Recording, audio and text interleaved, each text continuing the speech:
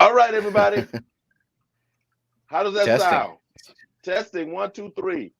You can hear 1, me? 2, 3. 1, 2, 3. I can hear you. You can hear me. Yay. Oh my goodness. Oh, All oh, right. deep breath, deep breath. Okay. All right, y'all. All right, y'all. Everybody that made it in, thank you for being patient. Oh my goodness. Stephen, man, thank you. It's Friday night. I got nothing else going on. So Oh man, this is just too crazy to me, man. This is too recommend just using sign language. Yeah, I'm gonna have to learn sign language after yeah, today. I don't know any of it. Oh man. Okay. Okay. Man, let's get this. Yes, some same issue yesterday. I agree, Logan. I agree, man. This is crazy. And as long as I think it's me, y'all. As long as I said I'm not gonna pay, I'm not gonna pay nothing extra. I'm gonna use the free aspect of it. Mm-hmm. I decided to pay some money, and this is what happens, man. They lured you in with that $10 special, didn't they? They got me, man. They Uh, got me. Geek Boy, thank you for putting the link up. Thank you, thank you, thank you. They got me. I started paying them some money. I was showing them something. Now they showing me something. All right, man. Stipples Aquatics, what's going on? Geek Boy, Logan, Liquid Zoo. Oh, y'all share it back out. RB, man, what's going on? What's going on? Mr. Snail Guardian, Frankie B, Scales Modeling Interest, Jenna P. Hello, ma'am. Casual Aquatics, Audra, Patty Petite Tanks. Hello, hello, hello. Paul C, what's going on? All right, all right. brother, how you doing, man? I'm doing just fine. How are you? Other than everything that just happened for the past half hour. Yes, yes, yes, yes, yes, yes, yes, yes. Man, this is crazy. It's good. It's good that I am who I am, man, and you know, Mm. I don't let stuff just get me in. Oh my God. Yeah. Jeffrey Watts, what's going on? Atkins. Yeah, man. Somebody else, hey. And this is a testament to you, man. You know what I'm saying? Because somebody else, we could have just cracked and been like, hey, forget this. I can't believe. Oh my God. No, I knew I mean, we didn't get it working. We would eventually. And if we had to reschedule, I'm open for whenever, basically. So, Ooh, I hate it, man. I hate it. I feel, I hmm have to I have to get this done, man. I got to see my people. I got to talk, I got to talk right. to them this Friday, Yeah. man. Oh, okay. All right. Give them a small introduction, man, of yourself, man, where you started, how long you been in the hobby, where you from, who in your family might be in the hobby. And I saw the missus over there, you know, hmm introduce her also. All right. Well, the missus is who got me started really getting into the hobby in a big way. I used to keep fish whenever I was much younger. But in terms of like really getting into it, that didn't happen until about 2.5 years ago. And it was all because she had a fish tank in her classroom because she teaches like between ages 3 and 5 year olds, Okay. and she wanted to have a class pet, but between the stuff that she's allergic to and the kind of rules and regulations for what pets you can't have anything that bites, can't have anything that might carry diseases and all that. So she went with a fish tank. She got a 10-gallon tank with I think maybe some mollies or something in there and guppies. And yeah, she wanted to get one for the house too. And we ended up getting a 40 breeder, and it all kind of snowballed from there. And I'm up to like 14 tanks now, and she's into it too, so it works out. She kind of is the enabler now. But we live in Louisiana, in Baton Rouge area. Okay, okay. Your neighbors about Where do you live? Houston, You're in. Texas. Oh, okay. Yeah, yeah. And yeah, I went to Aquashella, Dallas, actually, and met Jeffrey Watts there in person. Hey, y'all.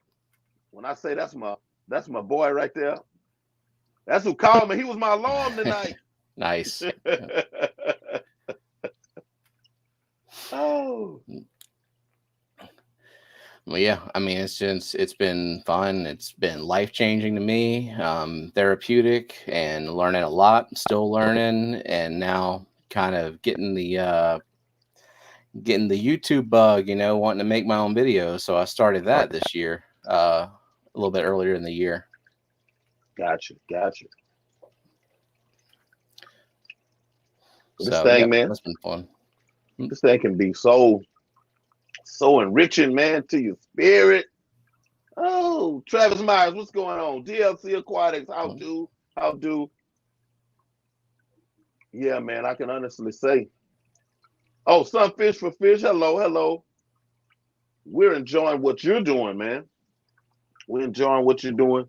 DD's Fish, Fin Den, my fault, man. How you do? Man, I tried to make a rap. I was gonna press you. You know what I'm saying? Craig Doniger, what's going on? Casual Aquatic. I was in my description, the whole nine, man. I was gonna try to rhyme. Hey, I actually wrote poetry in high school and growing up. Yeah. But I'm here to tell you that it sometimes don't translate over to rap. People say that, oh man, it's the same thing. I'm like, yeah, I don't know. Not quite, yeah. I mean, for me, I can't start writing it until I got a beat, and then I start writing it. So yeah, I can't just start writing words and rhymes, because then it's not going to flow whenever I find the right beat that I like. Gotta have to start from scratch. That's just the way I do it. Gotcha. But yeah, man, when I tell you, man, where did all of the talent that we see? Because I mean, usually, when you see on the surface, there's a lot more that lies underneath. Where did that talent, other than birth, but I mean, where did all of this start? I mean, is it like, did you go to school for anything specific, or is it just, hey, as a young kid, these things just showed up? I mean, like, since I was a kid, I've just liked to create stuff, and I've never really had like a niche. I just want to try my hand at basically everything that interests me. If I come across it, like when I was younger, a teenager, I used to make claymation videos and stuff for fun. Let's see what I did before that. I've done a little bit of drawing. I've done some painting, and everybody in all my siblings, I have 4 brothers. We all were in the school band. We all played an instrument, and one of my brothers is making a living off of it right now in Jacksonville. He's been a front man for a band for I want to say 20 years at least. So I mean, there's a lot of creativity in the family, I guess. And mine is just kind of all over the place. Like I don't really have one thing. Like, people will call me the song guy, but I might move on to something else a little bit later. It's just whatever, when the idea and the mood strikes, Got you. Man, but I mean, you froze up on me. Oh, let me see. There we go. All right. All good. You're a little bit choppy. I can hear you, but your video is a little bit choppy. I don't know. Can you hear me still? Man. No, I can still hear you. Okay. And you're moving now. Okay. Okay. That's good. Man, I'm not. Since we moved back into our house. Thank you. Thank you, Jesus. I said Jesus, y'all. I did. That's where my beliefs and my standpoint, that's where I am. But yeah, since I moved back into the internet, and everything, is like still trying to come together. We had those little pods that you put in your socket that's supposed to spread out your internet web of connection, however you describe it. It needs something to be desired. The power line stuff, like the Ethernet over power? No, they look like little diamonds, like about this big, when they look like the shape of a diamond. It's got little lines in it. You put them into your outlets, and it's supposed to, give you a wider spread throughout your house with your internet. Okay. Yeah, it's yeah, I guess it's like they call it the mesh system or something like that for the Wi-Fi. Yeah. Yeah, casual. I feel you. We're gonna roll, man. We're gonna roll through it, bro. We're gonna roll Wi-Fi extender. There you go, Jeffrey White. Okay. Yeah, y'all, if I feel I'm letting somebody down, I feel real throwed off like I do. Well, we're good as long as you can hear me. I can hear you. Yeah, I can hear you. We can have a conversation. They don't have to see everything. Right. All right, now what we're gonna touch on, still stemming from the creativity learned as opposed to being born with it. Did you go to college? I did. I'm actually started college as an engineering major. Mostly just kind of like I need to go get a good education, get a good job. It was pretty clear from the get-go that wasn't for me. I wasn't cut out for that. I wasn't going to take no calculus 3 and all the other stuff. Like I'm just not a math person. So I ended up doing like a complete 180 really with my major. I switched to creative writing. It's a English degree basically, and with concentration in creative writing and I think there was like another aspect like literature or something, whatever they want to call it. But English degree, easy stuff, really. Just no. Got to get the degree, and then I ended up working for a news magazine for a little while, doing like humor articles and stuff, and then went on to work in the corporate world, which is what I still do. Is just management in the corporate world. So this is kind of my my outlet, like this is what I work for. I work so that I can have the money to, of course, support the family and also have fun. I got you. Man, I'm just, I'm intrigued when all talents, those especially that stand out, that's just one of those things that I draw to, and I'm always so enamored with. I have a set of skills of my own per se, and to know how I get a chance to use them. I work in the corrections realm. Most everybody know, but there's so many ways that things can go wrong in that job. I can imagine. And me being who I am, from birth, no schooling, per se, on training of how to deal with people with certain types of mental irregularities, which exists all over the world, and people are locked up and not locked up. We just forget and don't realize per se, because we're normally they're not. It has allowed me to accomplish a lot in the realm of basically I should have went to school for counseling, but I didn't. But and then coming on here to this platform and being able to be here for people, to have an ear, to hear, a heart to receive.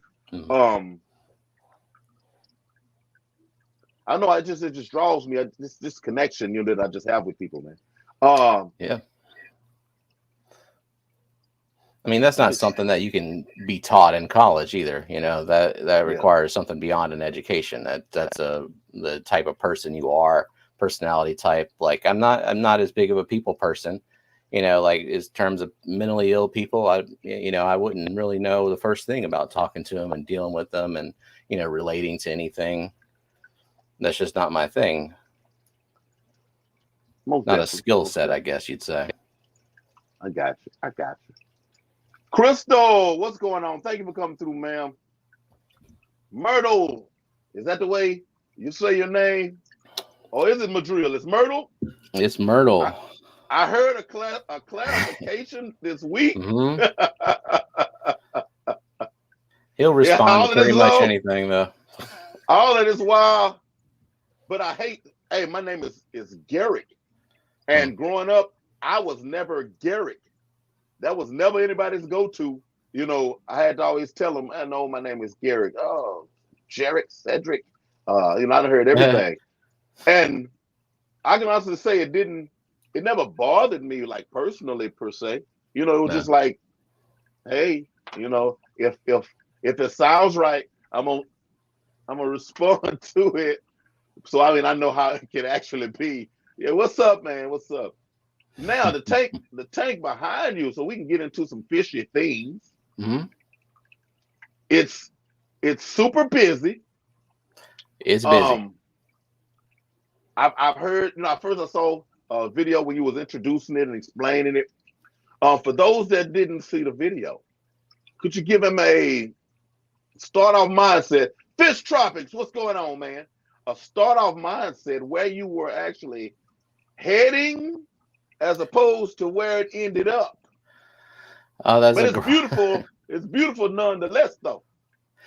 That's a great question because, you know, I don't remember exactly what I was trying to do with this tank, but I tell you, we got for the first time we got some guppies, and back then I wasn't aware of the sources of guppies and how it kind of matters where you get them from because the water can be so different at those farms overseas. You get those imported guppies, they're used to living in really warm water, almost sterile conditions, very, very, I guess what you like, salty, salinated, whatever you want to call it.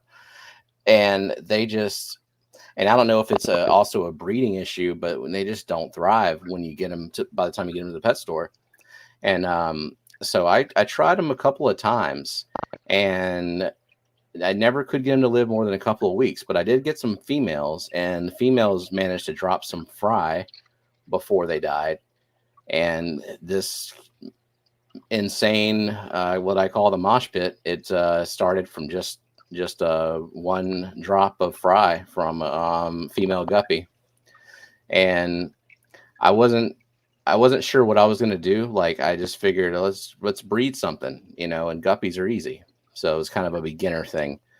And I tried fancy guppies again. And I should have quarantined because like I had a good colony going in here. But when I tried to introduce new fancy guppies from the pet store without quarantining, I almost wiped out the whole population from whatever kind of bacterial infection that it brought in there. And I was pretty much ready to just say, I'm done with guppies. That's why there's platies in there, because I was like, I'm not even going to do guppies anymore. Let's start. My daughter had a tank and she had some platies that were breeding, and I dropped some of those in there, and I was like, well, let's just start a platy colony. But the guppies did come back in the few that were left. They started reproducing. And so it's kind of gone to what you see now. Occasionally I will give some away, like my wife's teacher. So she has some coworkers at school who keep some tanks. And every year she'll get a couple of guppies or something from this tank and disperse them among the school. But it never looks like the population dwindles at all. Even if I'm giving away like 50 at once, it takes a month and it's back to what it was before. I have no idea how many are in there. And you effectively make room for those that's hiding out in the house. So. But yeah, with the guppies, they're a hard failure. And yes, those when the babies are born into our water, I don't care where you get them, how you get them.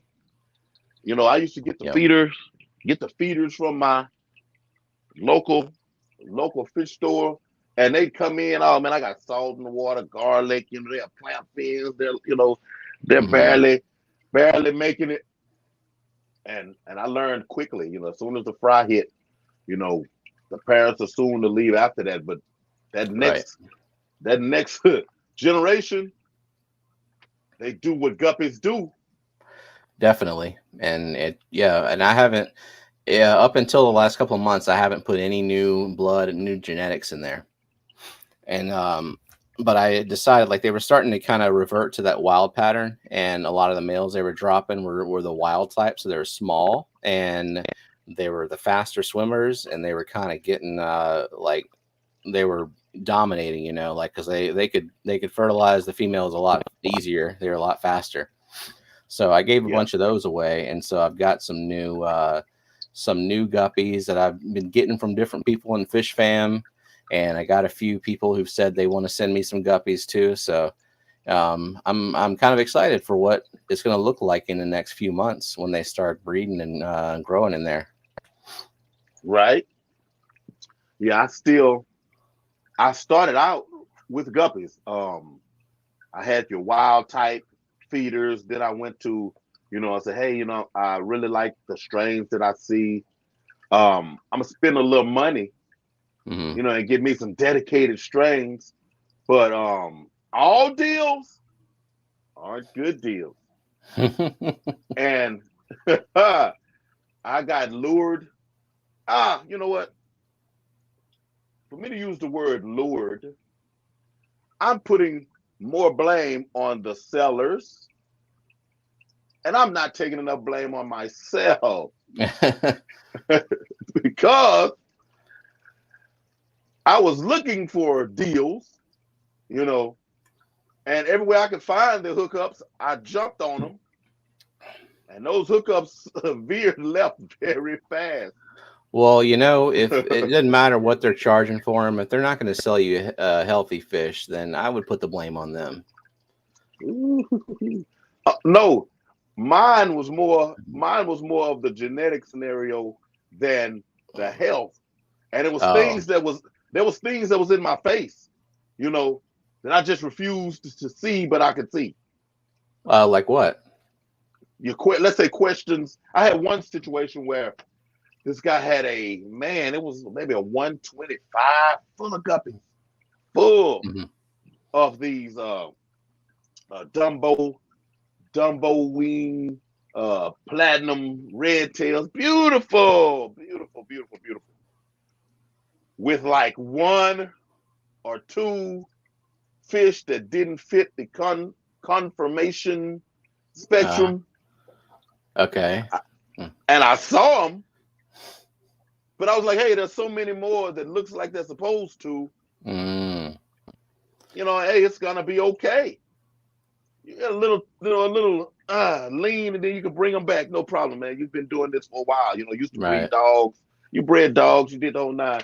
Now, since fish hold, let me rephrase that. Guppies hold on to sperm packets they can use for.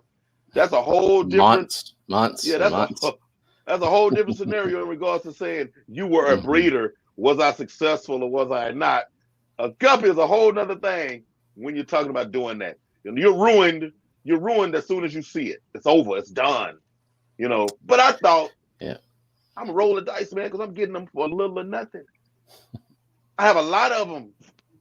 When I tell you, the first progeny, very first, came out like definitely Endler Guppy cross. Oh, yeah. I mean, the very first progeny that showed up, mind you, like I say, every fish that I had from that group looked just like they were supposed to. I made videos. Hey guys, look, hey, they're on the way. I got something coming for you. When the fry started to color up, oh man, what have we done here? See, I mean, and that's why I'm not really looking for something that's going to consistently drop the same kind of fry, because when you colony breed like that, unless you're culling aggressively all the time, that's what you're going to get. It's just a mishmash of you're not going to get the consistent coloration that you're looking for every time. Yep. And to do it right, you need what, eight tanks per strain or something like that? Oh man, that's what they say. That's what they say. And unfortunately, people disclaimer, you got a pair. 9 times out of 10 when they say pair, hey man, you're looking at cream of the crop. Some people say your trios, but when they're selling pairs, oh man, cream of the crop. But now, I don't care how pure that strain is. Like he was just speaking on culling aggressively. They are going to take a turn. I don't care. Watch. Yes, I don't care what that wild gene hanging around back there, wherever, is going to show up. You know, and it's gonna fertilize all your females, and you're not even gonna know it if you're not paying attention to them in there. It's gonna win out because it's the fast swimmer. It's the, that there's a reason why they look like that in the wild. yeah. That's what nature determined that they need to look like and swim like in order to multiply and thrive and keep reproducing. And I had a few that, when I say sleeper, they say sleeper males or sneakers, where I had some that looked like females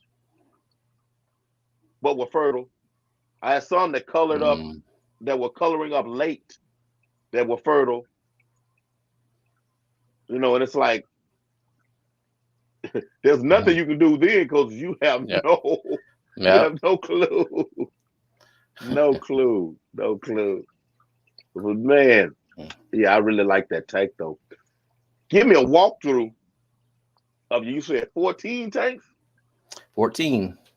To the best of your ability, give us a walkthrough as well as you can do it. Let's see. The first tank, it was a 40 breeder that we put in our living room. We got Australian rainbows, McCullochai rainbows, and a couple of angelfish, dwarf gourami, and a bunch of those fake decorations and stuff. But what I really started getting into as I started keeping the rainbow fish, I love rainbow fish. I'm really into those. And then I also started getting into planted tanks. And so that's like kind of been my focus, is every tank in this house. And, I mandate that it be a planted tank. Even the breeding projects I'm doing, they say, you have to go bare bottom and, keep nothing in the tank except, what you call a spawning mop. But I like plants. And so if the plants are going to prevent the prolific breeding, then so be it. I got to have the plants. And so that living room tank, it turned in from a very artificial looking environment, and like that beginner tank look that you see. And it's kind of like my high tech showpiece of the house now. In fact, let me I can show it on here real quick. Boom. So that's this is a couple of months old, but it's what I got going on in this one. And kind of move myself over a little bit. But I still got one of the angelfish. I had to rehome the female because she was getting really aggressive. But this is CO2 injected, and I've been trying a bunch of high-tech plants. I've even got some new ones recently, so I need to update this video. But yep, this is one of my labor of loves, I guess you'd call it.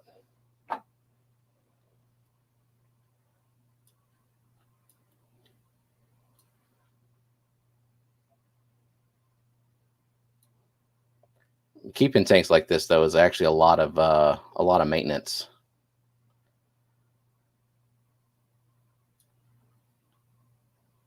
See.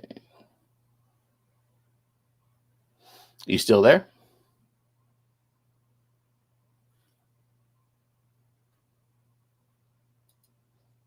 Oh, is it just me? I thought he was making me big. Oh, there you are. All right. Yeah. No, I did it so people could actually get a closer look. Okay. Yeah. Yeah. No, it's beautiful, man, and it takes a lot of dedication, on those planted tanks, man, to keep them looking like that. Jeffrey Watts is forever, clipping plants and asking me if I want clippings. Yeah. I mean, some of the tanks that I have now, it's just all of my spillover from all the stem plants I've had to trim, all this dwarf sage that ends up running out into the S repens I got on the right side. And so then later on, I ended up building a 90-gallon tank. Like I bought the glass and stuff and put it together. And that's actually in our bedroom. So it's like the first thing I see when I wake up. So, I started to get pretty into that one in terms of like the plants and all that. Let me see if I got.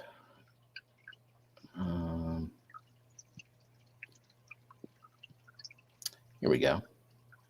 So yeah, that's in my 90-gallon, and I got rainbow fish in there as well.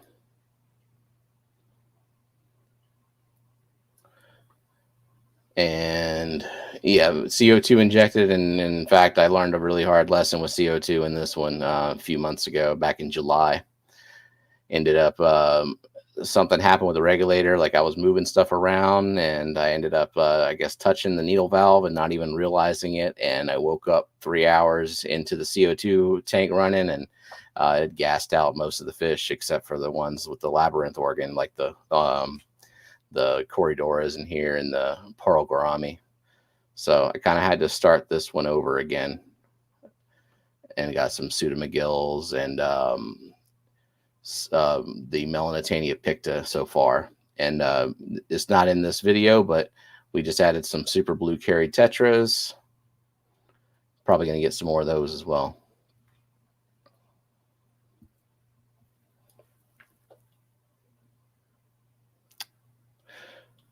So, yeah. And doesn't it sometimes, if you have too much CO2, it chokes out plants as well as the fish? Well, I mean, for the time that I was running the CO2 for those 3 hours, I mean, the plants were real happy. They were purling and everything, but I don't know. I haven't overrun CO2 for long enough to see whether that would be a factor, because the fish will be killed by it long before it would have any effect on the plants negatively. But I mean, CO2, it allows anything to grow really prolifically, including algae. So that's why you got to keep on top of maintenance as well. If you've got too much nutrients in the water, like if you're overfeeding and you've got like a lot of detritus down there in the leaves that you're not really vacuuming up, then that's how you start getting the Blackbeard algae and all that. I'm kind of dealing with that in the living room tank right now. Gotcha. I don't know who Styles P is. I don't know what he's talking about. He's a rapper, a very good rapper, actually. Oh, really? Look him up. Yeah. Boy, fish traffic. Yeah. The Locks. The group is called the LOX. It's the Locks. Okay. They had another name before that. They were signed to P. Diddy early on in his career. Very, very good throwback hip hoppers. Nice. Very good. Man, CO2, I was looking at one point, I was thinking about doing, a little CO2. I have a buddy who has he did a whole DIY CO2 diffuser deal with like a soda water bottle and, all this different stuff. And just the fact of what it could do to the fish, because you never, until you look deep into it, you never think of the aspect of the carbon dioxide, is what it's speaking of, the exchange, oxygen, carbon dioxide. You're infusing it out of its natural balance, I guess you could call it.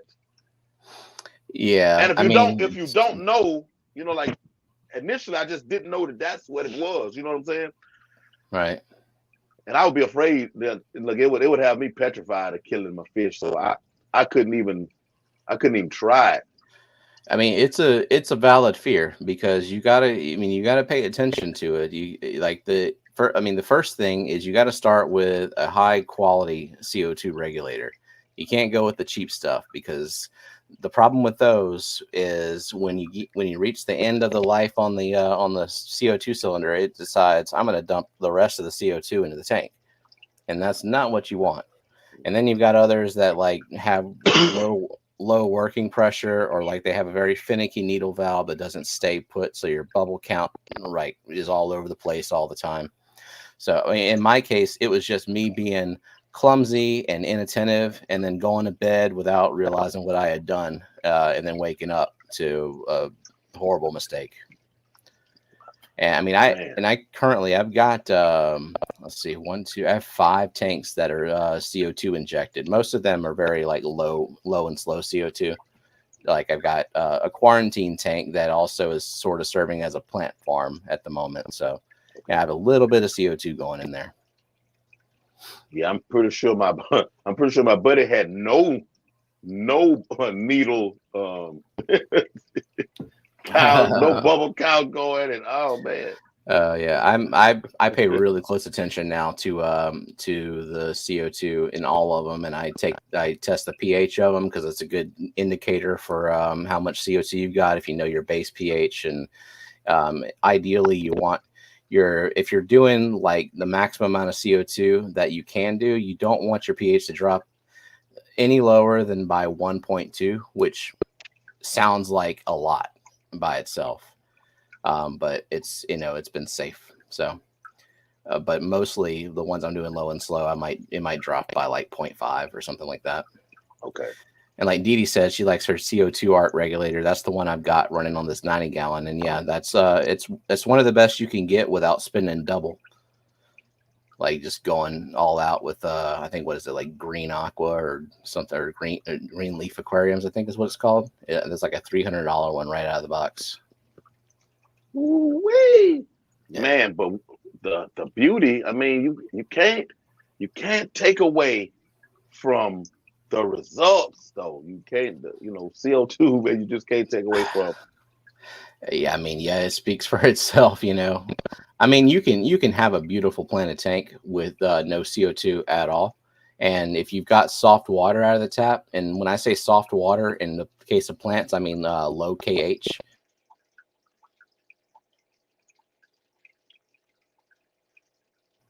Oh, I think I froze. Am I back? You're back. You're just Okay. about back. Okay. There you go. Now you're back. All right. Back. Cool. Okay. But yeah, I mean, you can have a beautiful planted tank without CO2, especially if you have soft water, meaning in the case of plants, low KH. But there's certain plants, and there's not many of them, honestly. There's certain plants that you have to inject CO2 or it's not going to last. Like you'll put it in your tank and it's just going to slowly lose leaves and slowly melt away and just overall look sad. Could you give a example of at least one of those? Okay. Ludwigia arcuata. Let's see, another one.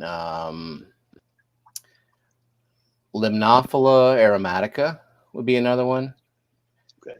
And what was one I just got? Rotala willickii.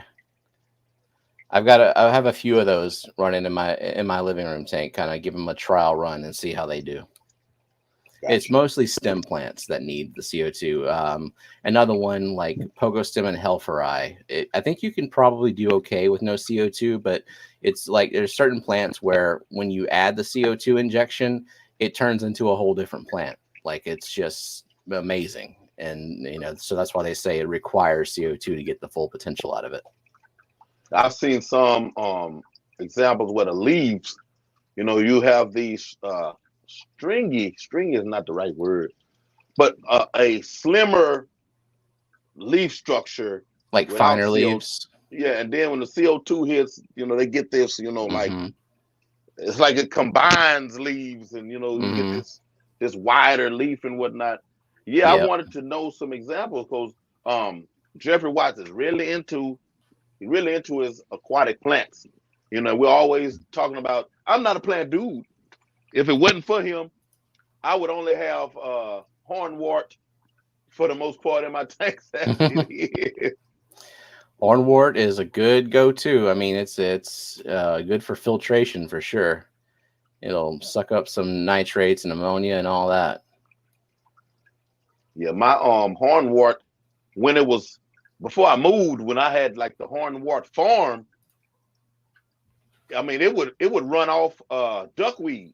I mean, I'd have maybe one tank.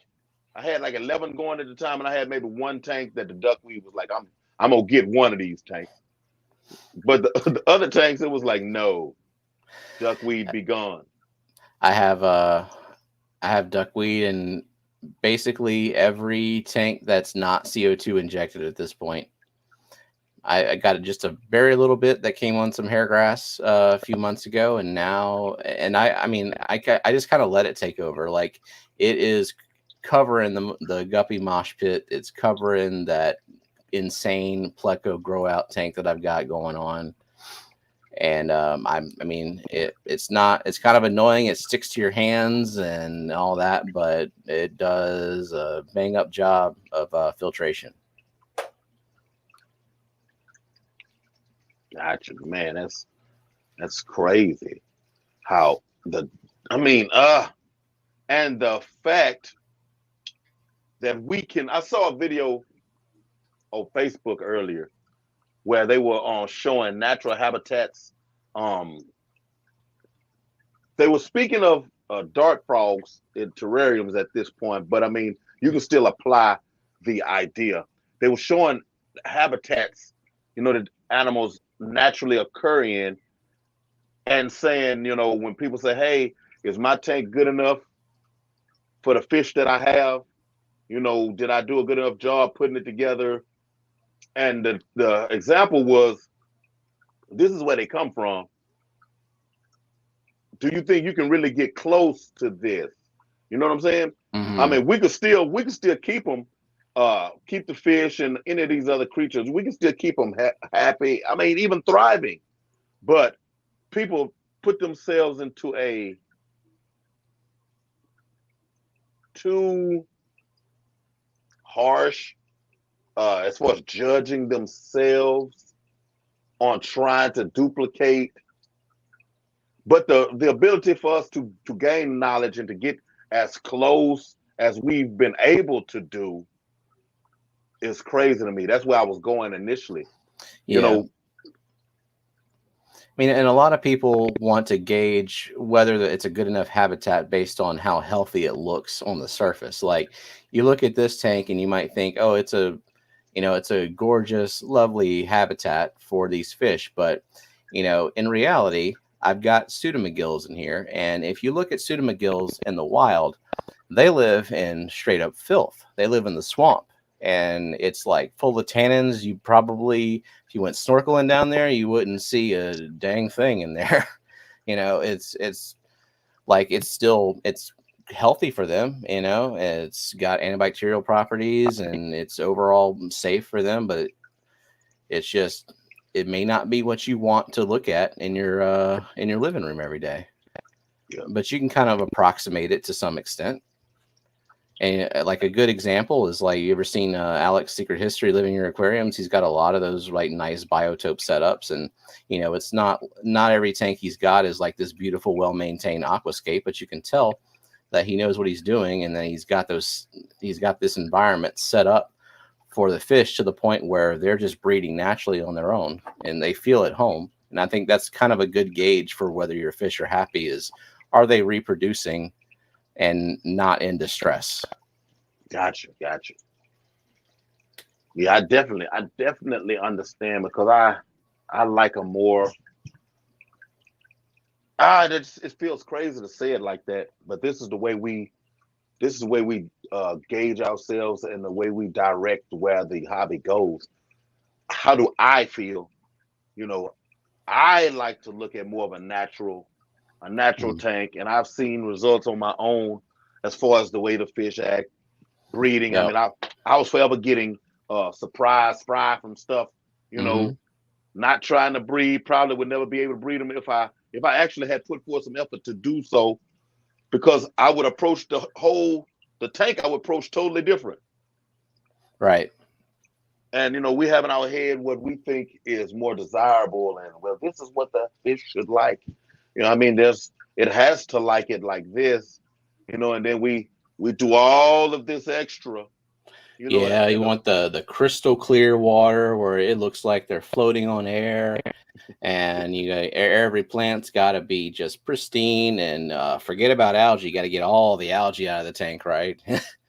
And I mean, it's just, a reality is, like, that kind of stuff that we don't like in our tanks is the kind of stuff that a lot of fish thrive on. Right. Aunt Peggy, hello. from New York. But yeah, we are very good at not being aquascapers. If if someone asks us, but everybody's becoming an aquascaper nowadays. It's in popular. regards to your tank.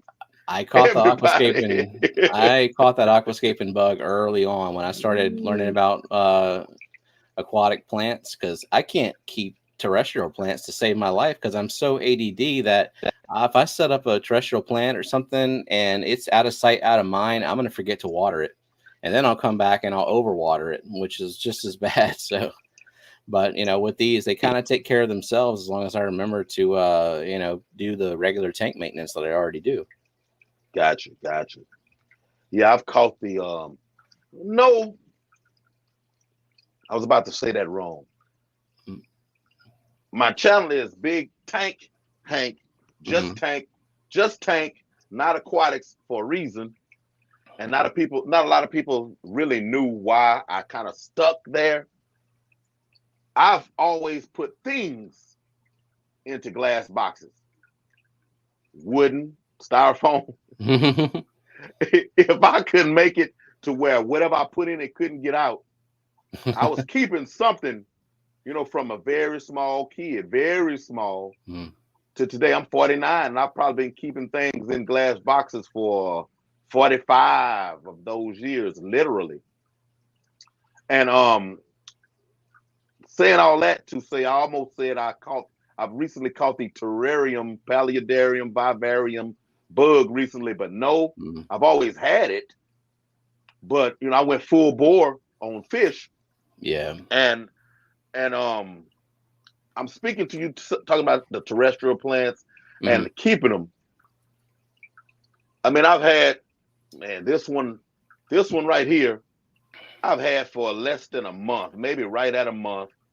And how my plants are doing. I have one right there that I've had only a few weeks, one that I only had a couple of days. But I've also always had terrestrial plants. My grandmother had plants. I have plants. I can grow a plant. I mean, so it's just when you mentioned that, I just thought about how well my terrariums are doing and look, as opposed to me when I first started trying to have plants in my aquarium. I would have thought that would have been easier, because you see them, out in the wild, man. It's in the water, but the parameters and unapologetic to an extent. I'm not the big water test guy. Well, you live in Houston, and I'm sure, it's Texas, so the water is just liquid rock, right? Yeah, pointing to my bricks behind me. Yep. So yeah, that's not always conducive to every type of plant, but you find that one plant that just thrives in that water, and it seems to just grow despite you. But then you kind of want to try the pretty plants. Like, let's look at red plants, and let's look at this big bushy plant that is in this professional aquascape tank. And doesn't always work out. Yeah, man. I have some red. Speaking of that purplish red plants floating down here behind me in my shrimp tank that I'm going to plant, coming from Jeffrey Watts. Y'all notice his name keep coming up? Good dude. What's he got? Coming from, I don't even know the name of him. Jeff, if you still in the chat, let me see if I can grab a piece. Because if he's got some interesting rare stuff, I think I need to hit him up. We were I talking don't know about if it's rare. Guppies. I don't know if it's rare, but you see that? Oh, it looks like an Alternanthera. Is that the purple variety? Because I'm pretty sure that I just got that from Dustin's fish tanks. It looks very similar. That's not an easy one, I'll tell you that. But you can get it to work. It just may not look gorgeous all the time. Go, come out of there. Now we've tapped into my ADHD right now. I'm all for it. I'll switch topics mid-sentence if you need me to. You know, oh, a rabbit. You know, Yeah. Squirrel. but if I don't do this,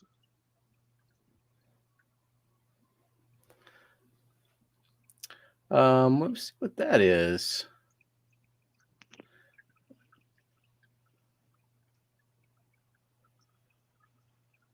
Yeah, I don't know what I'm looking at here. It may be some kind of rotala or like a narrow leaf Ludwigia. I think it's a rotala. Okay. I think that's what he said. I mean, he's got all kinds of colors over there at his house, and he's letting me, you know, try them out. Cause man, Bacopa, I'm pretty good with Bacopa. You know, your hornwort. Wisteria, not so much. Really, wisteria. That's like that one's grows like a weed for me, and so does Bacopa as well. Like right behind my head is just a forest of it that I'm constantly harvesting and putting in other tanks. Yeah, I'm trying to, you know, at that well, what would it be, a green thumb? With aquatic plants, what kind of thumb would that be? I don't know, wet thumb, green thumb, wet thumb, blue thumb. Wet thumb. I think wet thumb. I think that's it. But yeah, well, I'm trying. I'm gonna try my hand at it. So okay, we went through. We're not gonna get them all because we didn't even come close. But I think we got to what, 2 or 3 of your 14 tanks. Well, I mean, I got my kids. They each have a 20 tall in their rooms, and kind of a mixture of some really easy plants, like a lot of water wisteria, Stellatus octopus, and some dwarf sag growing in there. And then they got their themes. Like, in fact, I think I don't have my daughter's tank on here, but I do have my son's. You can see. Let's see. Oh, we gotta move that over a little bit. There we go. He's got a little prehistoric theme going on in there. And so you see that's all water wisteria, and then there's Anubias in the front and a little bit of dwarf sag carpeting, but it's a really low light tank, so the dwarf sag is slow, but it's doing fine. It's not dying back or anything. I mean, this is pretty low maintenance tank. I just have my usual weekly water change routine. I'll do some low-tech fertilizer every now and then when I remember. But yeah, this one kind of does well without too much effort. My kids, you know, they like their tanks, but they're not into the hobby like I am. So they like looking at their tanks, and that's about the extent of it. They're going to get to the point where it's like, hey, Dad, did you do such and such and such and such? And then you say, hey, well, if you can remember that I needed to do that, maybe you can immerse yourself a little more into your tank. my daughter does not hesitate to tell me when I need to do a little bit of glass scraping on hers, you know, or like one of her stems of water sprites looking a little ratty, so she'll tell me about that. But if I say, you want to go to the fish store, nope. Yes, I know the feeling. Hey, you want to go? All right. And then sit in the car. I'm like, why are you sitting in the car? You could have stayed at home. They would much rather stay at home. The ride here wasn't, you know, what we were looking for. I want you to actually get there, you know, and immerse yourself in what it is that I enjoy. But that's cool. So then, let's see.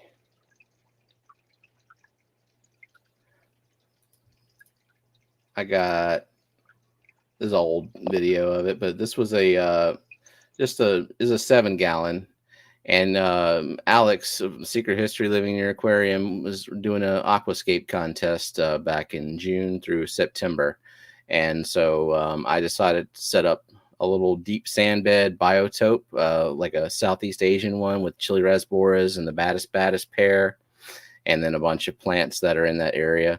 And it's been working out pretty good. And I actually won 5th place in that, so not too bad for my first attempt there.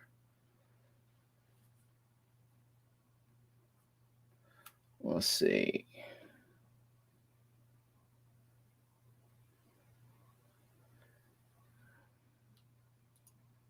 And yeah. This is where all my new guppies are going.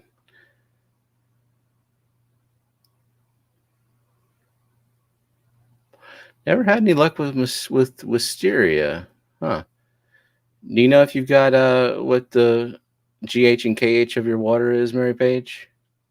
Just curious, because I mean, it's like a lot of people will have the problem with like I've had problem with water sprite because it's such a nutrient sponge. I don't know. It just sometimes it'll do okay in my water, and other times it'll just melt back. It does better floating for me than anything.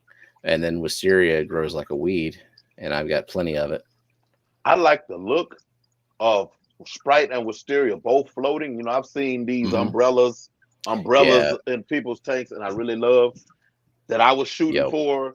But ergo with the Sprite, because I picked up Sprite and Watts picked up Wisteria, and we were gonna do like a trade once they took off.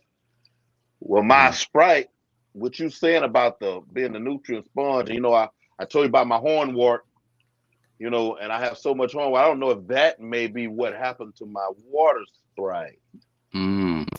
Well, I mean, when you take something like hornwort and another nutrient sponge like guppy grass or water sprite, they're gonna fight it out, and there's gonna be a winner, and it may not be your the one that you want to win. Right. Although when hornwort goes bad, that really messes your tank up. The little needle leaves going everywhere, it turns to mush. Ugh. Yeah. I'm not a fan of hornwort.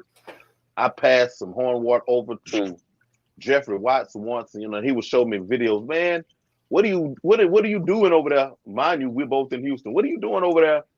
Your water, you know, I get the hornwort from you, and it's big bushy, you know, and get to his house, and they never rebound from the brittle state, or even if they're growing, they may not start to break a loose, but they just still keep this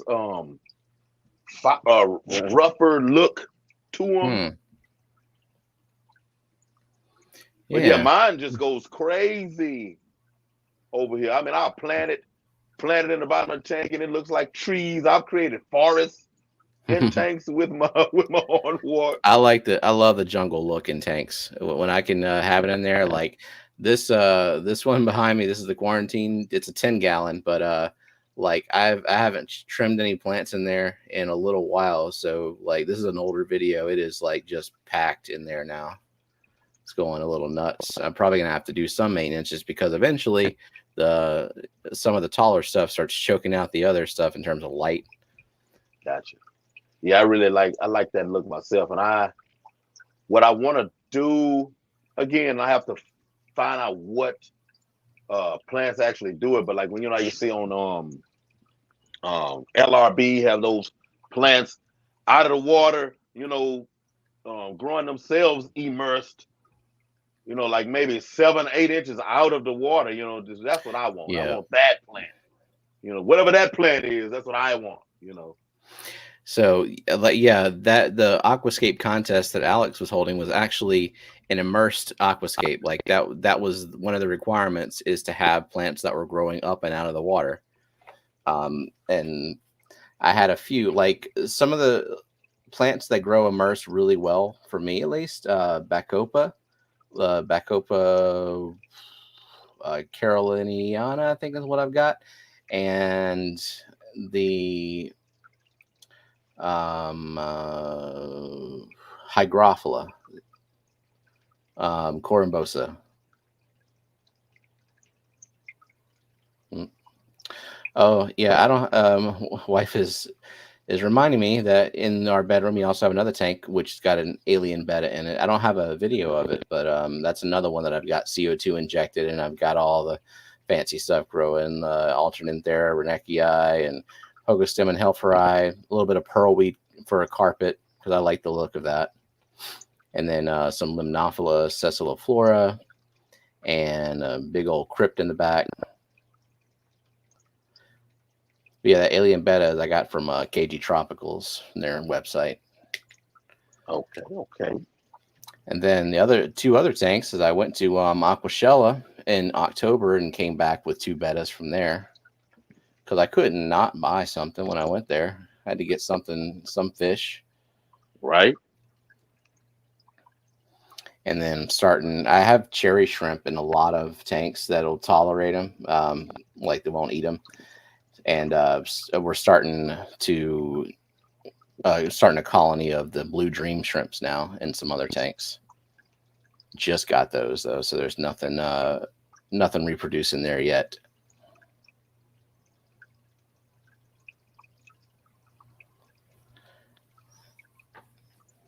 And then I'm also breeding yellow tiger endlers in a 20. I don't think I have a video of that one either, but that's another. I've been doing that one for a while. That's the one endler when I say, or should I say endler / guppy on that same, Yeah, it's a hybrid. Yeah. That I always wanted to try to do something with it and just never pulled the trigger on. I've found males, like I think Petco or somewhere, where they're just selling males. And I've had a few, but I've just never pulled the trigger on actual male and female pairs and doing a colony. I even made a video where I ranted about $17.99 tiger endler that I didn't buy, but this store had a tank full of these beautiful tiger endlers. No female anywhere to be seen, and they were selling them for $18 a piece. I got so many of those. I've been giving them out for free. After the holiday shipping dies down, you still want some, I'll send you a trio, pair, 2 trios, whatever. Man, that sounds so good to me. Yeah, you just let me know. I've been giving away a bunch of stuff, just saying you pay the shipping, I'll send you whatever I can put in the box. Yeah, that'll definitely work. Yeah, man, I came home. I had a whole video. I said, no female anywhere. Like that's kind of the thing breeders do. They hold back the females because that's their money makers. I was trying to justify the $18. Okay, if there was a female, all right. Okay, 18. I don't have no problem with it. It's gonna have babies. Hey, they're gonna pay for themselves in a sense. You know what I'm saying? Mm-hmm. Just the male, and it's an endler. What if I don't even get out of the parking lot? He's this big, and I paid $18, and he's not gonna get bigger than that. Oh yeah, it's an endler, so you never know. So I'm like, that's a little high for a tiger endler. I don't think I've paid half that for mine. That's a bit much. And then to not sell the pair, not sell the trios. Come on. The highest I've seen for one, and then there's like a popular price range. The highest I think I've seen was like maybe $8, and then there's a $5 to $7 range in there that I've seen. That okay, I feel you. Yeah, but $18, no female, like nothing, not even a trio. Just here you go. So I'm gonna make a centerpiece tank. I'm gonna have me a 125. With my one tiger endler in there, because God forbid I put anything else in there to go around him. And then they eat him or something. Yeah, you start off with a trio, they'll fill up a 125 in no time. Just put it up, fill it up with plants. Yeah, you'll get quite a bit. So Jenna's asking me if I got footage of the Adolphoid Cory tank, and I do.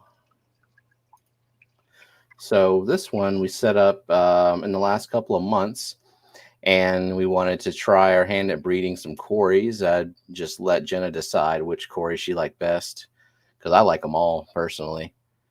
I haven't met a Cory I don't like, and these are actually the blue Cory tetras we're keeping there. We got both the Cories and the tetras from Dan's Fish, so I just had them quarantined in here for a little while, and moved the blues to the 90 pretty recently. And these are pretty young cories. It's gonna be a little while probably before they start breeding. So I'm just like getting everything set up, seasoned, established, dropping like a top of leaves in there just to lower the KH a little bit. And all I got in there is sponge filtration.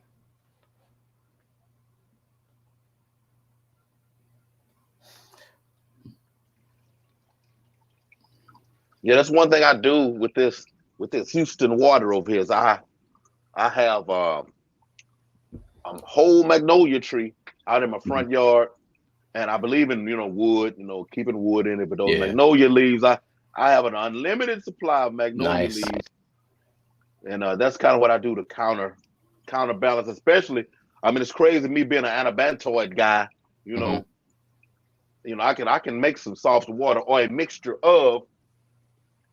And I'm gonna have to stop fighting it, being that old stubborn guy, and just buy me a even if it's a cheap test strip, set and just start, educating myself more on the testing of water, because I'm really I lean on what I've done for so long, and I've learned how to instinctively do it. You know what I'm saying? Yeah, I mean, if it's working in your water, I mean, I get that. A lot of people, if things are working, then there's really no need to test. If you don't have big problems and you're not struggling with something that you just can't figure out what's going on with it. And with me, I'm glad I got into testing my water, because I learned early on that my tap water is weird. Like, the Houston water is the liquid rock, so you've got all the minerals and all the carbonate. I just have carbonate, and there's nothing else. So I don't have any GH, which means if I just try to use tap water to keep like guppies, that'd be a problem, because it would the pH would tell me I have a pH of 8.2 out of the tap. That's like perfect for guppies, except guppies need minerals, not just buffer. And you can't gauge the pH based on the amount of minerals are in the water. You just you assume that the same amount of buffer and the same amount of minerals, because that's what it's like in the wild. But I don't know, our Louisiana water, our Baton Rouge water is like groundwater aquifers, and I guess they put something in there, whether it's just carbonate, soda ash, whatever, to buffer it up a little bit to make it more alkaline, and that's it. And some chloramines as well, but there's not a whole lot else in the water. And the aquifer, that would be almost like well water, in a sense of almost having nothing in it, huh? I guess so. I'm not too well versed on like the water source and like how it comes out naturally. Gotcha. I mean, I'm thankful it's not Mississippi River water, which is what New Orleans and they have to deal with that kind of stuff. Oh yeah, Mississippi water. I don't even know if you want to put a fingertip in it, just on GP, God forbid an aquarium fish, but hey, Mississippi, I don't have nothing against y'all. Nothing. Nah, the utmost pity for you and your water. Oh my goodness. Okay. Ooh, but yeah, man, I have found, yes, what works, but if you're gonna go deeper, it would be good to have I guess I do have an understanding overall, but it's just knowing where you're starting. Mm-hmm. Knowing where you're starting, and who knows, out of nowhere, we spoke of the ADHD, out of nowhere, somebody come on my stream and they have a certain type of fish in the tank, and I'm like, oh my God, look at it. It's wonderful. I think I want to breed some. And then I buy, and I spend the money on it, and I get it here, and it's like, You're not gonna breed me. I'm not even gonna live in your tank. I'm just Yeah, that's when you got to start looking at water, especially the water hardness, because there's certain species where literally the calcium in your water will act as a barrier for the eggs, and it won't even let the eggs hatch. Gotcha.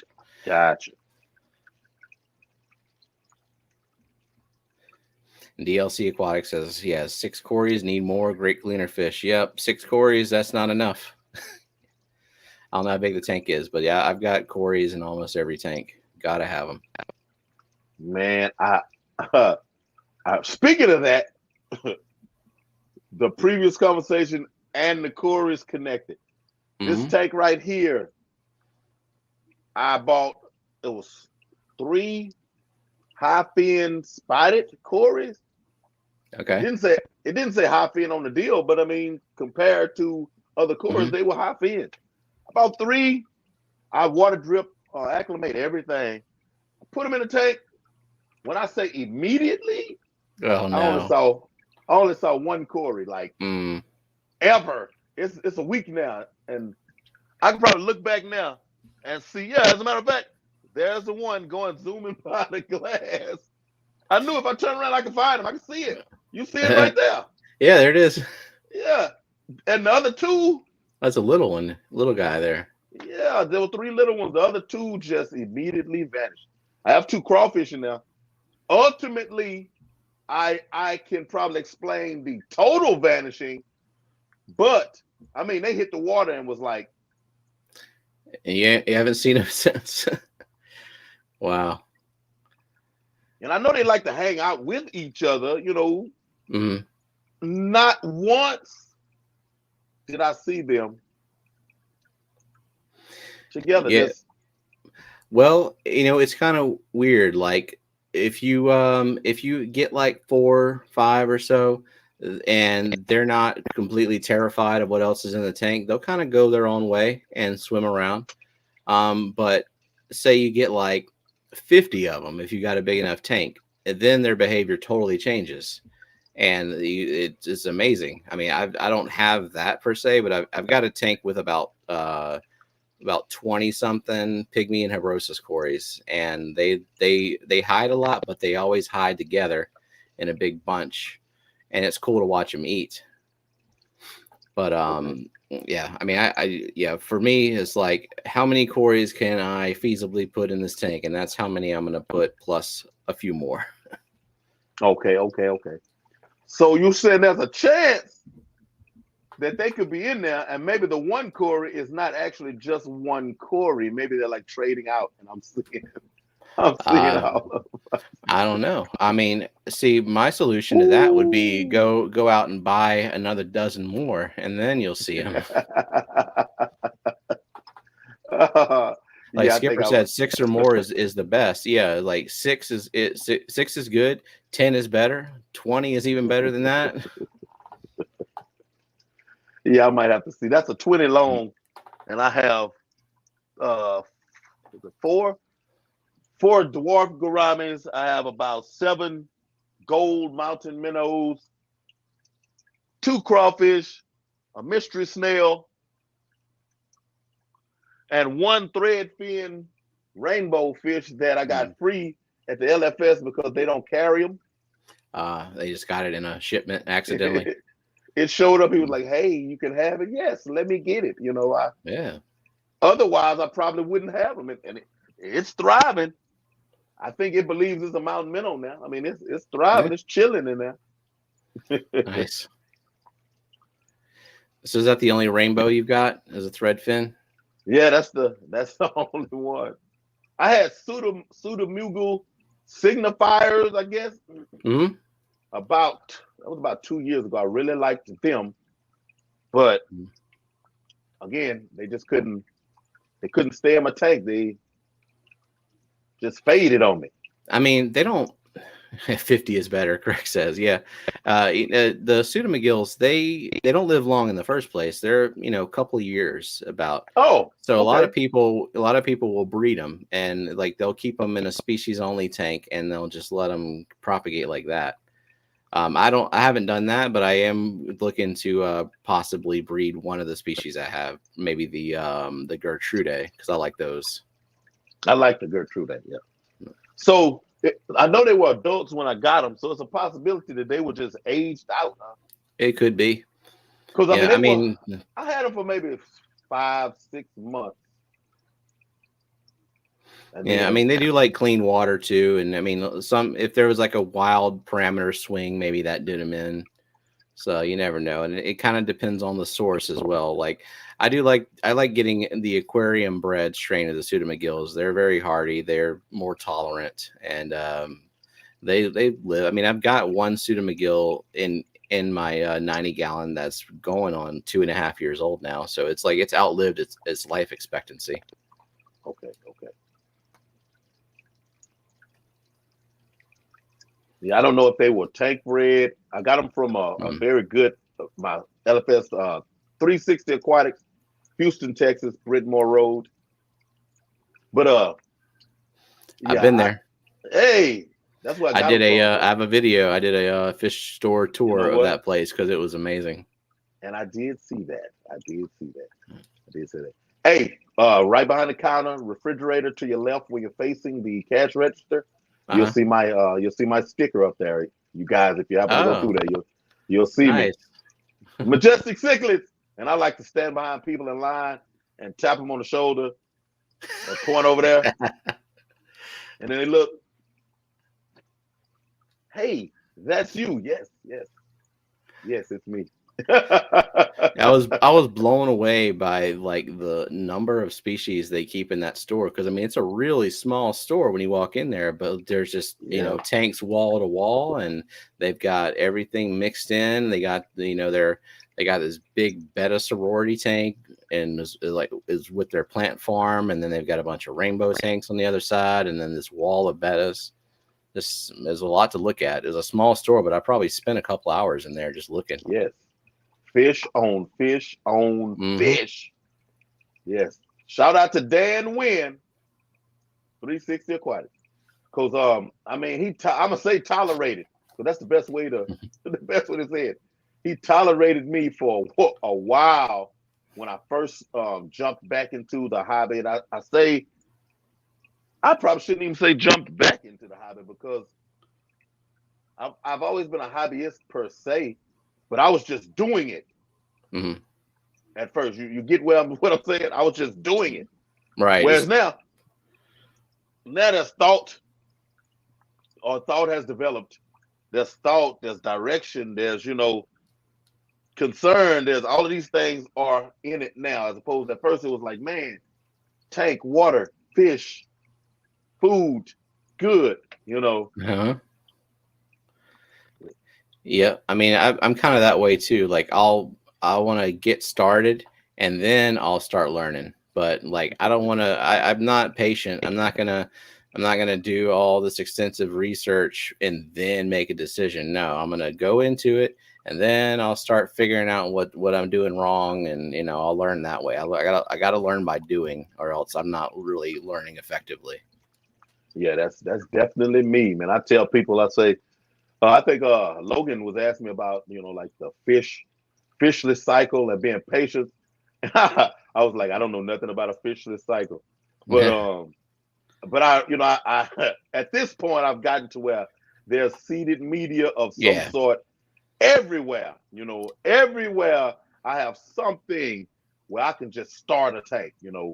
Yep. I'm glad I learned that.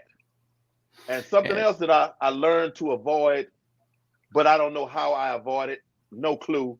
But it's just from doing, is I've never had an algae bloom. Really? Never. I get the diatom algae bloom in every new tank that I start up, but I don't freak out about it. Like in the beginning, I was like, man, all this brown stuff everywhere. What am I going to do with it? And I was like constantly pulling out ornaments and wiping them off, scrubbing them down, rinsing them off. But now I've learned that if you just wait it out, it's going to go away. Just keep doing your maintenance and it's fine. And I I get all different kinds of algae because I'm always trying different plant combinations and new lighting and changing settings and seeing what happens if I do this and this. Yeah, I got to tinker around with it. And I just thought that's not 100% true because I love hair algae.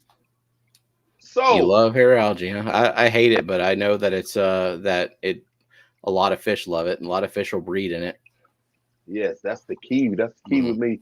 But I have had algae blooms because I'll have tanks, some tanks, and I know it's the light close to the water, and hey, y'all don't vilify me. But if I get up in the middle of the night and turn the lights on, and I may have fish go 22 hours sometimes with light on them, because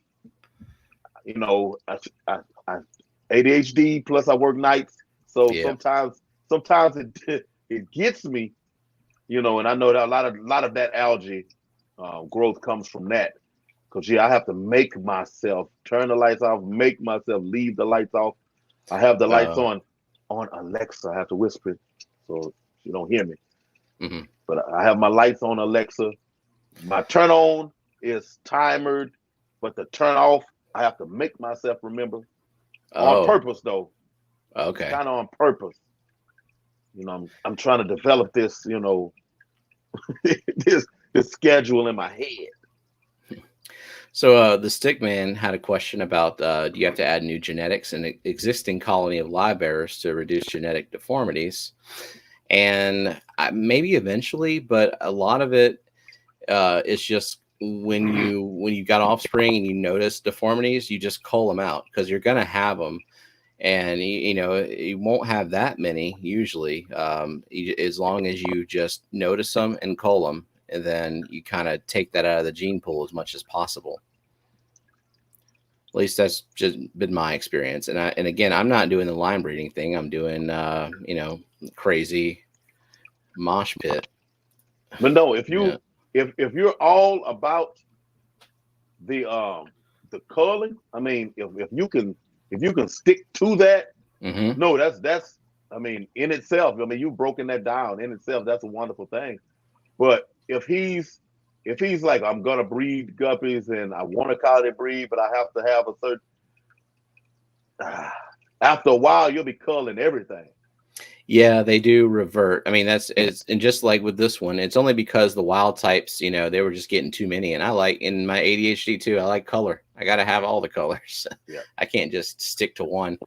So yeah, just add new genetics just so I can get something new out of the offspring. Yeah, because they'll get you, man. They'll get you. I'm here to I'm here to tell you, Mm-hmm. they'll get you. I mean, it even happened with my wild types. Like I had some endlers, had some female endlers, true endlers, like your K class, so on and so forth. Right. Um, and I was like, hey, I'm gonna put these uh feeder type wild guppies in here, see what I get. I'm After a while, that's what they ended up being. It's like, a black bar would show up every now and then, but it was just like, You here you started go. getting that washed out feeder guppy look. Yeah, here you go. You got a tank full of feeders all over again. Yeah, me, I'm not a monster fish keeper, so I don't have I don't really have the heart to just start pulling out guppies and feeding them to a bisher or something or be sure. But I end up giving them away because a classroom tank, the kids don't care that they're feeder guppies. They like watching them swim and reproduce and all that. Right. Mark Davenport said his lime green endless turned pink. Oh man. Thunder Aquatics, what's going on? Yeah, I could see where that would be one of those WTHs. Yeah. And sometimes you get to that point where you might just want to add new genetics. If you can find a reliable source that sells the same line, or you can go back to that same seller that sold you the initial ones and just get something new going in there. You can kind of refresh the line a little bit.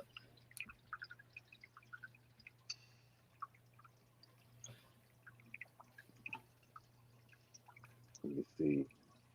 What questions over here?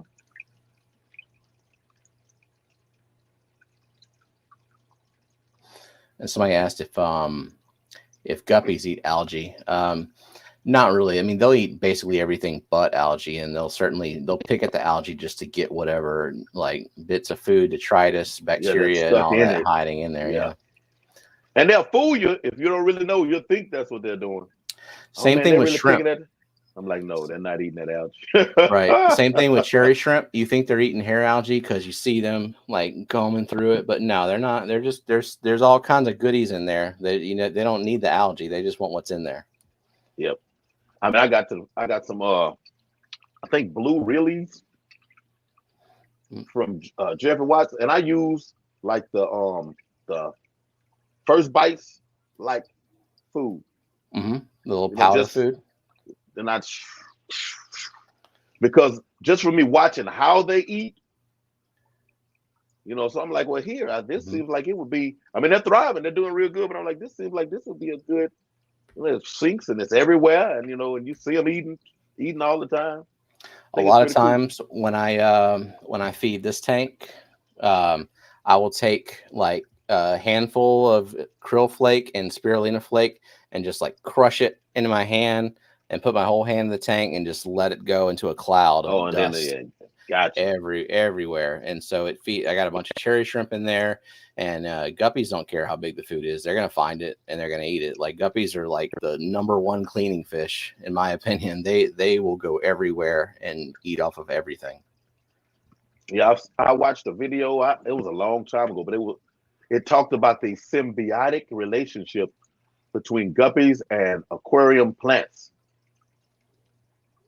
Guppies keeping the plant clean and picking everything off of it, and I never really thought about it, until I watched the video, and then I paid attention to.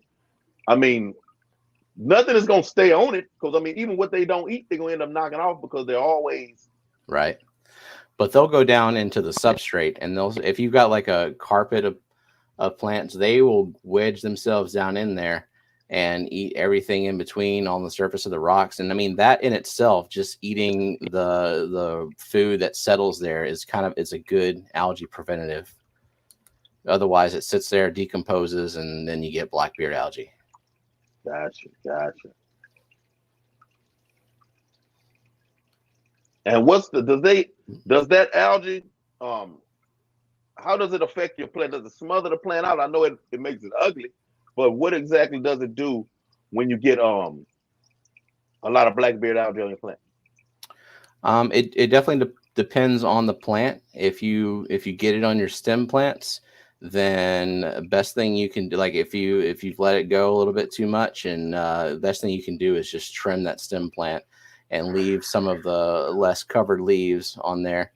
I've had problems with blackbeard algae on like dwarf sag, and most of the time when blackbeard algae is attached to a leaf, there's really not much you can do other than just snip that leaf. But if you've got something that's like a hardier leaf, like say a Nubius or something, you can use peroxide if you need to.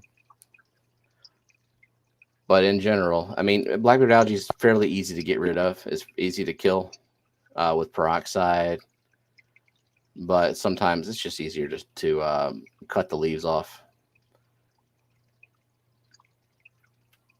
Could you trim, soak, or treat with peroxide and then transfer and still use them?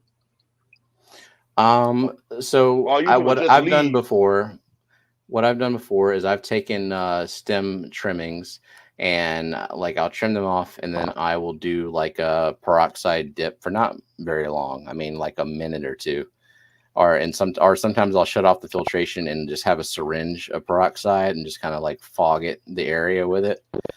But you got to do it like every day for a little while, because the first treatment is not going to kill it if you do it that way, if you fog it inside the tank. And you can definitely get rid of it that way, and then you'll know that it's dead, because the algae, blackbeard is going to turn red, and then it'll start breaking down, and then your fish will start eating it because it's breaking down and a little more palatable to them, I guess. Now, hair algae, like green hair algae, that stuff is evil. If you don't want it in your tank, you just gotta physically remove it and be diligently removing it. It'll choke out everything if you don't stay on top of it. And then you gotta keep your tank in balance. I mean, that's really the thing for combating algae is you gotta make sure that you have the right balance of light and fertilizer, and then if you're injecting CO2 as well. And it takes a little while to find that balance. Gotcha. So you gotcha.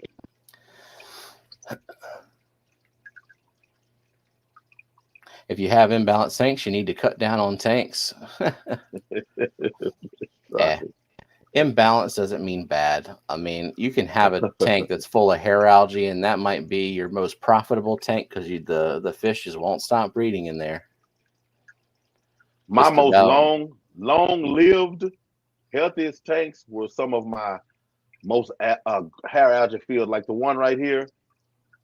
This one, because I've moved fish rooms, moved houses, period, and all the hardscape has come out. You know, I've had a chance to strip all the, basically starting over. I left X amount of water in it for my substrate, and the bacteria and stuff in my substrate, all that to stay alive. But I mean, I hit a point where I could actually take off all of the hair algae, but I have because that's the only one that's still, I left it as it was. The other one, I just restarted it today with nothing in it. I just have substrate, a hang on the back on one side and a bubble on the other side. But those two tanks rocked out for two years or so. Like, I mean, breeding, fish not dying, I mean, just rolled. And my substrate was a little mixture of some wall stats, some father fish, I've been keeping fish for a long time myself. A little bit mixture of all that because I used mud from the creek. Oh, nice. And I had just some regular black aquarium substrate, or either the natural look smaller substrate to put on top to keep it from dusting up. But once you get it in there and you clear the water column out, the dust up happens, but it's just like, and it drops back down because you relatively got rid of all of the lighter particulates. And that you're looking at is the heavier stuff that, and it settles. But yeah, I mean, I had worms in it for a long time, these long red worms, and you'd see wake up the next morning and you could tell where they had come out of the substrate and they'd leave this dirt. Oh man, those tanks, when I say they rocked for a long time, just top me off. When you're a new fish keeper, when you see something like that, you want to call 911 because it's like, what is going on in my tank? Where do these worms come from? They're gonna kill all my fish. Oh yeah, no. Yeah, I mean, when I was a little fella, man, me and my buddy, when I say creek, I mean, oh man, to the point of this sounds very nasty, but we did it.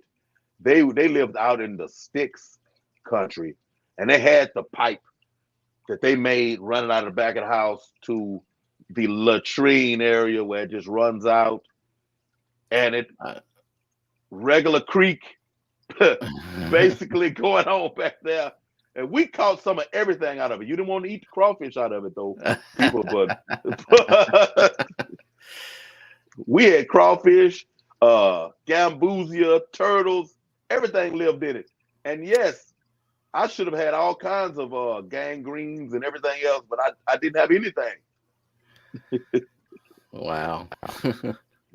Yeah, I mean, I kind of grew up in the sticks too, and we had we had ponds where the waste would come out, and the same thing, like there's just all kinds of turtles and stuff in there, snakes too, Yep. But that's where I'm gonna say my roots are. There's no way I'd have a tank set up in my house that was like that. But I mean, for me being able to experience that thriving, right, man, I mean, hey, I got a little fresh, clean, non-smelling water in here, and I change it a little bit every now and then. I mean, I know what it can be, you know. Yeah. But no, it's cool. That was extreme. But yeah, that's where my start came from. All the stuff that I was putting in tanks, that's where they were coming from. So hardy was not even a word for it, I guess. It was some different word you had to come up with on your own for those those animals.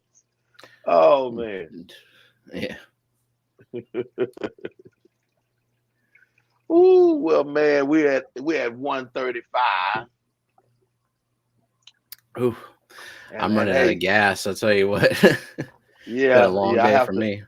I have to eat a little something. I got a funeral on tomorrow to go to. Man, for how this started, the technical difficulties were through the roof. Oh my goodness. Persevered though. We got through it. Yes, this went well. And Skipper said a long time ago, I highlighted it, but didn't get to speak on it. When he was saying, it was a great stream, he was really enjoying it. And I can say that I'm right there with him on it. When we finally got running, we rolled, man. We rolled. Yeah. But yes, and that was my first experience with something that, that bad. Now, being that I experienced it yesterday because I was actually a guest on Logan's stream, it surprised me that I thought it was just a singular occurrence. But then I've seen a few other, people earlier today. So it didn't cause me to go into panic mode, but I hated it with a passion. Fish Tropics, what's going on, man? Well, I'm hoping tomorrow, me and Jenna do our 1 o'clock stream on Saturdays. Hopefully nothing goes crazy like that. Oh, right. Oh my goodness. All right, y'all. Thank you very much. Thank you very much for coming through and hanging out with us. Lurkers, thank you. People that's gonna watch this on replay, thank you for coming and checking this out, because this was, because it's at the end now. If you hear me saying this, you actually had a chance to see all of it. Thank you, Mark Davenport. You said same thing happened on Aqua Malik's. Yeah, because I saw where he restarted one. Well, he restarted one, but I didn't know exactly, what happened. But and the people that's visiting from the Aqua Malik stream, I'm glad he, sent y'all over here. Hey, if y'all didn't know, I'm on his viral video. Oh, the Vice one? Yeah, the one on Vice. All right. Well, man, I'm so proud of him with that Vice video. He blew up after that. I mean, what's he at, like 15,000 or something? No. I think is it 40? Man, is it 40? Am I putting too much?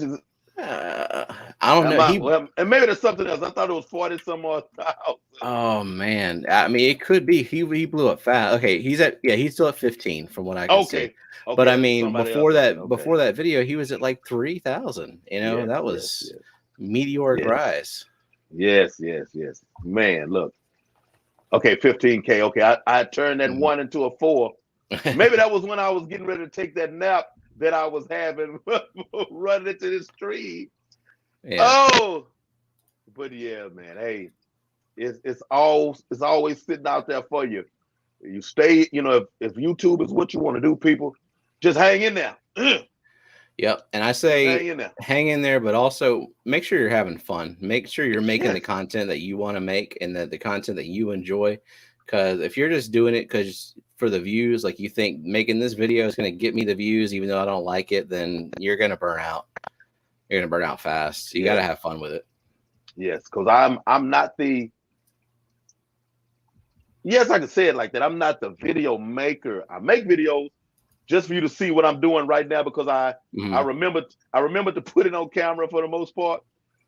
So the live streams, that's me, man. That's me. When a YouTuber can say, man, I know Hank, I watch Hank, I talk to Hank, in the messenger. I'm more on that end of it, as opposed to picking up.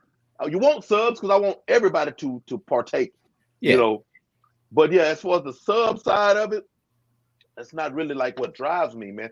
I mean, at the end of the day, I'm an actual minister. You know, I'm about people, period, at the end of the day. Yeah. So yes, people, you will get burnt out. You will get burnt. I tried for like 3 seconds to say, hey, you know, I'm gonna plan this video and then I'm gonna sit down and I'm gonna record it and then I'm gonna go, yeah, mine lasted for like, yeah, no, that's not. Yeah. And I had to stop like flogging myself for like not releasing a video on time. Like, oh, I got to get this done weekly. But like, no, if I'm not happy with it or if I don't have time to do it, then I'm just like, it's going to sit for a while and I'm going to come back to it when I'm ready, you know. Otherwise, if it becomes work, then I'm done with it. And always remember, fans, I hate the word, but that's what it exists. Real fans, I mean, 9 times out of 10, they're there because of you.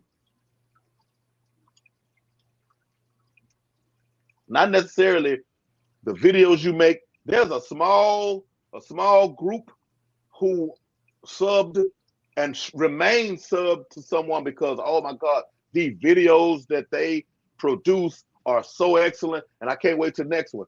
The majority of them are there because of you. Right. If you're shining through there, if they're getting you, 9 times out of 10, that's why most of them are even there. Yep. You know, I have some people where maybe 1 or 2, literally, and I sub to a whole lot. 1 or 2, because you don't get a chance to know them, because all they do is make videos. They don't really interview anywhere. But the videos that they make, you know, yes, I'm sitting around waiting for them to make a video because of the videos. Right. But there's not a lot of them that I'm actually like that with.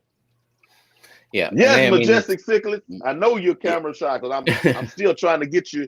You know, I'm still gonna be coming around, knocking on your door every now and then. Hey, come on, let's do this. Look, when I started making videos, I didn't even show myself on camera, and I sure as heck didn't know I was gonna start live streaming. But once I started live streaming, I'm like, no, this is too fun. You know, I'm gonna keep doing this because being able to interact with the people who watch the videos, and it's always like a smaller, intimate group. You know, I'm not like trying to read chat as it's going a million miles an hour. It's just fun for me that way. Yeah. See, like right now, how I can't end this stream, and I'm gonna say this. I'm gonna say this and then end it. The fiasco that was the beginning, the oversleeping, the audio, all of that. If I was somebody who strategically planned my live streams, I would have shut it down. We wouldn't have had a live stream tonight. Oh yeah. Yeah, it would have been over. Yep, like sorry, technical difficulties. We'll try again next time. But yes, no. It would have been over. But no, I have to get up here and hey, see everybody over here in the in the chat. Hey man, what's going on? You know, I hadn't seen you this week. What's happening? Hey, who is that? I'm glad you came through. Check this out. Hey, that's StephenP. Y'all go check him out. You know, he's great. He has a lot of good stuff out there. You know, I like for people to come in and to be able to experience all of that.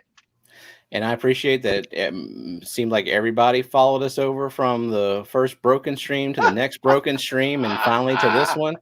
And they stayed. Hey, thank y'all. Because, you know, again, people, when I said it's about people seeing you, them being able to invest in the person, they'll ride with you, man. I mean, there's a certain amount of loyalty that's here in this fish fam that don't exist in a lot of other Partha Aquatics. Hey, bro, I'm about to shut down, but I'm glad you came through and visited.